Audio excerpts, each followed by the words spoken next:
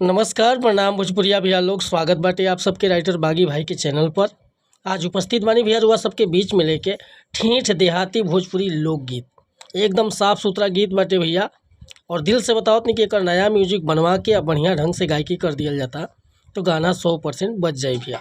तो चलिए देर न करते हुए मैटर के शुरुआत कल जा कि आखिर कैसे गावे के बा, का एकर धुन बा, का लय बा। लेकिन वीडियो स्टार्ट कर से पहले भैया एगो बात बतावल चाहो कि रुआ अगर नया सिंगर बानी और सिंगिंग में इंटरेस्ट बा, अच्छा मैटर के तलाश में भटकतानी, सही ढंग के गीत नहीं मिलत, बढ़िया तुकबंदी नहीं मिलत, मन पसंद के मैटर नहीं मिलत, तब भैया अगर हमारा चैनल पर आ गई बनी तो एकदम निश्चिंत रही, निराश भइला की जरूरत नहीं है। रुआ जैसन भी मैटर चाहत हो खब लिखवावे के बिल्कुल उचित चार्ज पर रुआ के फर्स्ट क्लास के मैटर मिल जाए भैया। मैटर में कोनो प्रकार के शिकायत ना मिली, व्हाट्सअप के जरिए रुआ के डमी के साथ गाना मिली। कोनो प्रकार के मैटर रुआ लिखवा बा, जैसे कि sad song, love song, orchestra song, रंगदारी सॉन्ग, धोबी गीत, पूर्वी गीत, चाहे निर्गुण गीत, कोनो प्रकार के मैटर चाहे बेहिचक रुआ संपर्क कर सकीले। डिस्क्रिप्शन में हमारा नंबर बा। और कहल चाहे आपकी चैनल पर नया बन तो चैनल के सब्सक्राइब कर ली, बेल आइकन प्रेस कर ली, ताकि हर रोज़ रुआ के नया नया मैटर सुने के, देखे के और गावे के मिलत रही भैया। आज के मैटर एकदम साफ सुथरा गीत बाटे।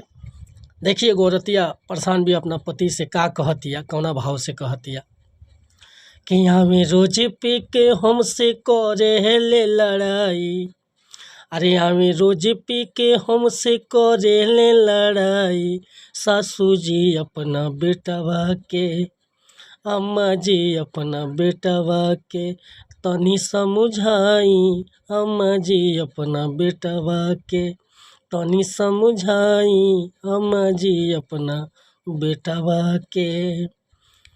अरे आवे रोज पी के हमसे करे हैं ले लड़ाई, आवे रोज पी के हमसे करे हैं ले लड़ाई, सासू जी अपना बेटवा के, अम्मा जी अपना बेटवा के तनी समझाई, सासू जी अपना बेटवा के तनी समझाई, अम्मा जी अपने बेटवा के।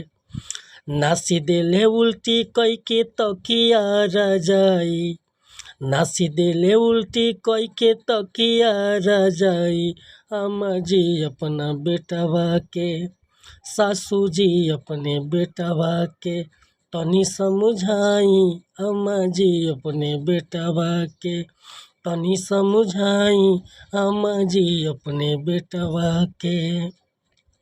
तब भैया ये मुखड़ा लेकर हुआ सबके बीच में उपस्थित रहनी है। अगर ये मुखड़ा पसंद बा, फुल गीत लिखवावे के चाहता नहीं तो बेहिचक हमरा व्हाट्सअप नंबर पर संपर्क कर सकीले। व्हाट्सअप के नंबर बा 8874473128। कोनो प्रकार के मैटर लिखवावे के होखे, चाहे नया म्यूजिक बनवावे के होखे, बेहिचक रुआ संपर्क कर सकीले भैया। चाहे व्हाट्सअप कर सकीले, चाहे कॉल कर सकीले। वीडियो पसंद आए तो एगो लाइक करब, कमेंट करब, और चैनल पर नया होखे तो चैनल के सब्सक्राइब कर ले। मिला तनी फिर से अगला वीडियो में कुछ नया गाना के साथ, तब तक क्लियर मत ही चाहता नहीं। नमस्कार प्रणाम धन्यवाद भैया। जय हिंद, जय भारत, जय भोजपुरी समाज।